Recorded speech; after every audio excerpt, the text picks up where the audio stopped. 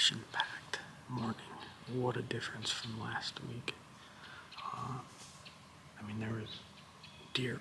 I was covered up in deer this morning, even before first light.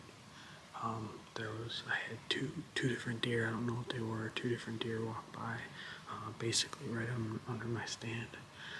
And then I had a really small deer come in, basically like right there, which is about 20 yards. It was so small. At first I thought it was a coyote, and then right around 9 o'clock, I had a buck over there. I don't know if he was a decent sized buck or not. I'm gonna have to wait until I see the footage when I get home on the big screen. So overall, it's been a super eventful hunt. Pretty happy. The temps are pretty cold right now. We actually had a freeze warning last night in Michigan. So super cold temps. They're getting these deer up and moving. I think what I'm gonna do is I'm gonna get down. I'm gonna meet Jamie, probably eat some lunch, and then I'm gonna grab my lone wolf and I'm gonna head over to the east side of this property and see if I can't intercept some bucks coming in and out of bedding to go to this corn, because they don't seem to really want to cross right here. Usually this spot's pretty solid, like right around the rut. There's a lot of buck movement over here, but I think where I need to be, on the east side of that property. There's a small strip of hardwoods that transitions between that food and this swamp. So I know that they're bedding in there, but I think that's what we might do. So I'm gonna go ahead, I'm gonna get down, and then I'm gonna go eat this big old lunch I made myself.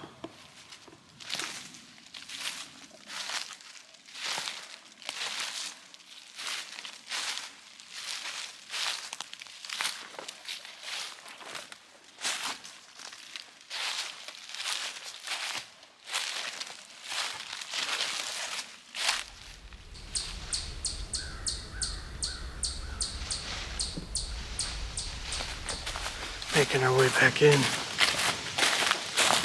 Got a late start. It's almost 2 o'clock. So, thinking probably be up in a tree by probably 3. I got about another 20-minute walk.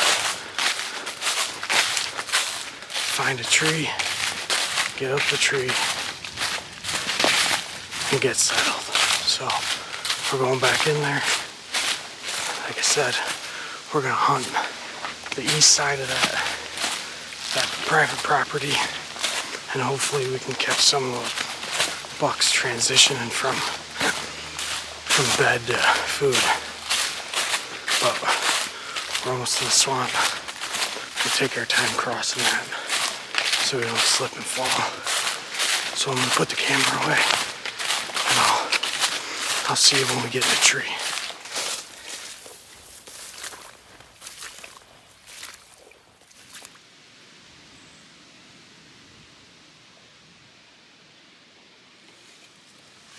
All right. I was right. It was gonna take me till about 3 to get up in the tree. Man, this mobile hunting game is no joke. This is my first time ever doing a hanging hunt. Wow, that was some work. I'm definitely going to need to figure out how to lighten up my gear.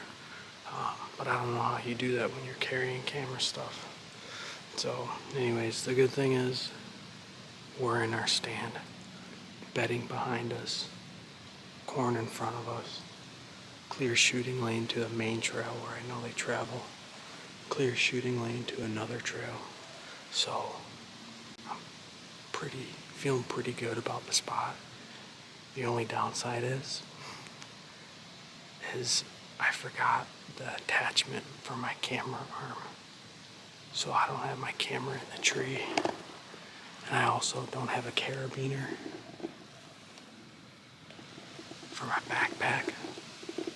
So I got my water hanging off a step.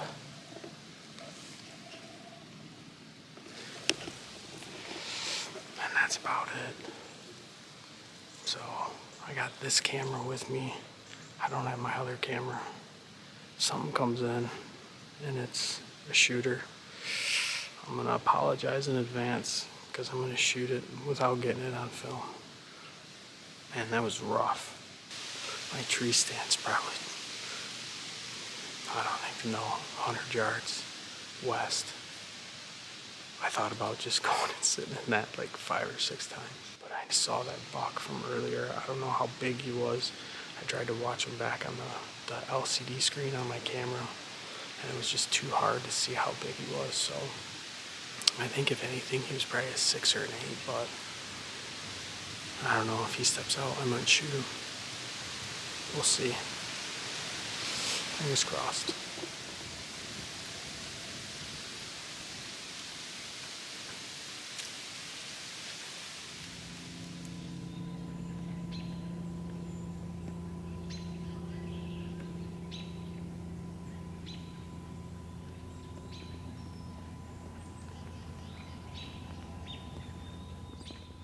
All right, everybody, welcome back to another hunt recap for the Michigan Whitetail 2020 hunting season. Now, there are a few things that I want to talk about. The first thing I want to talk about is that buck. The second thing that I want to talk about is that me relocating my stand.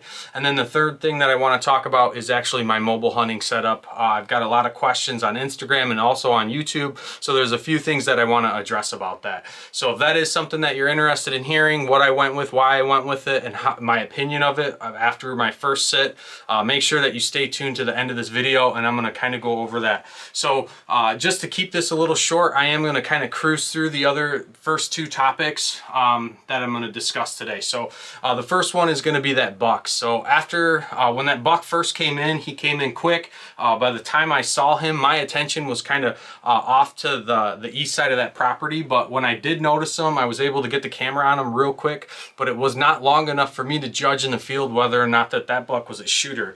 When I saw him, he was probably about 65 yards on the other side of this ridge, hugged up against that private property and that state line. After seeing him on the big screen, he was definitely a shooter. I would say that he was probably about an 8-point buck. Hopefully, maybe next weekend, we'll be able to get another look at that buck if he's still in the area. If I get a shot at him, I'll definitely be happy to take a buck that size. He looked pretty good. So the next thing that I want to talk about is relocating my stand and why I decided to do that. Now, I kind of covered this in the other video, so if you watched last week's episode, you can kind of skip this part a little bit, but I moved that because there's a swamp and then the food, and in between that is actually a small sections of hardwoods. So my goal was to intercept some deer moving from bedding to food or food into that swamp later in the evening. Now, that did play out really well for me. I did actually have a doe and a fawn come in. They actually came in a lot closer than I initially thought they would. I showed you in the video that I had about a 30-yard shooting lane off to my left. When they came out, they were probably about 15 feet tops. The deer never saw me, but unfortunately she did see my backpack. And I mentioned in the video, I didn't have a carabiner with me. And what's funny is when I was editing the video, I noticed that I had my carabiner from my lineman's belt that I could have used on my backpack. But it didn't dawn on me when I was out there hunting. So unfortunately, she saw that pack. She did get sketched out by it.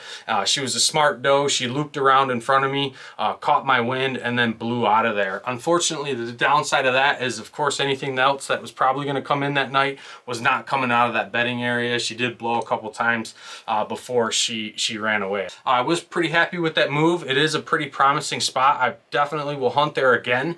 So the next thing that I want to talk about is my mobile hunting setup, and I've got a lot of questions on Instagram and also YouTube about what I used and what my thoughts were. So I just want to quickly kind of cover that. So what I went with is I went with a Lone Wolf Assault with 3 sticks. And the reason that I went with 3 sticks versus 4 sticks is because I wanted to save on weight. Now, keep in mind that once you do that, obviously you're restricting how much height you can get up in the tree. So what I did do is I added a DIY aider This is that aider to my first step. I actually did a video on this a couple videos back, so if you guys are interested in how to make that, you can go check that out. But I added that aider to the bottom step, and what that allows me to do is it allows me to position that first stick higher up the tree. So with that first stick, I'm actually getting 6 feet up, and then I'm working up with my other 2 sticks. Now keep in mind, on this particular hunt, I was probably about 12 feet, 10 to 12 feet. So I think with more practice and figuring out the proper spacing, I could probably stretch it a little bit, but at the same point, it is a little more difficult when you have multiple layers on. So the next thing that I want to talk about is some of the improvements that I need to make. And the first thing is reducing the amount of weight that I carried. And that's going to be pretty challenging for me because it's not like I was carrying a ton of stuff that I was not needing. So that's something that I'm going to have to play around with a little bit. I could probably definitely run a smaller backpack when doing a mobile hunting setup that maybe weighs a little less than my existing hunting backpack. I would say that the overall stand itself is just under 20 pounds, but once I threw my gear on, I was probably riding right around 30, 35 pounds. And then once you start trekking about a mile back into the woods, it does start to wear on you a little bit. I mean, I'm not gonna lie, my shoulders were a touch sore the next day. The next thing that I definitely need to improve is how many times I went up and down the tree. And this is just gonna come with practice. But for me, it did take about an hour to get set up, and I was up and down that tree 3 times. The first time up was my sticks, the second time was my stand, and the third time was to go down and get my bow. So I could probably realistically cut that down to 2 trips, hang the stick and the stands, and then go down and get my bow and go back up. But I know some people are doing it all in one shot. So again, with some practice, I'm pretty sure I could figure out a system that works better and at least cut those trips down to 2 maximum. The next thing that I want to talk about real quick is my Lineman's belt. So the one that I was using had a crucic knot, and what this is, if you're not familiar with this knot, is it's a friction knot. So what this does, it allows you to slide freely on a rope, but anytime you go to put any decent amount of pressure on this, it actually locks down on this rope and keeps it from sliding. And this is just a safety line that goes around the tree before you're tethered. For me, I'm always big about safety. I don't want to fall out of the tree. I always recommend that you stay attached from the bottom to the top. So this is definitely a necessity in my book.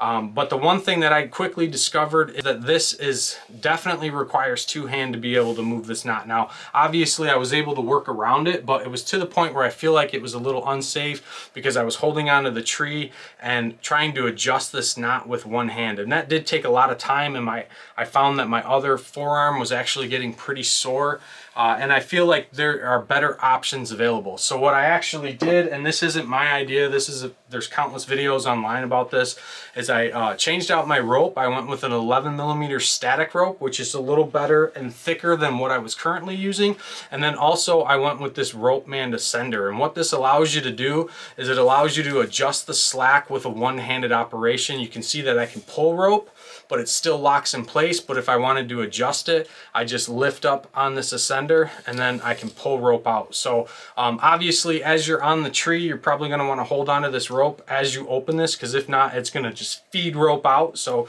you want to make sure that you're either hanging onto the tree or you're at least got a tight grip on this rope before you open this ascender. So that was definitely an improvement that I needed to make for safety, and I think that this is definitely going to be a better option to go with.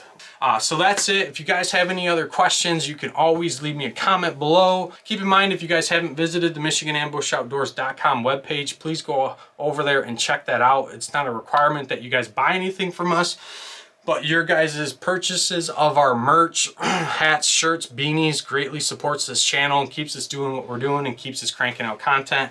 If you guys made it to this point in the video, we greatly appreciate it. Please remember to subscribe, hit that like button, and hit that bell notification so you guys are notified next time we put out another video, and we will see you guys on the next one.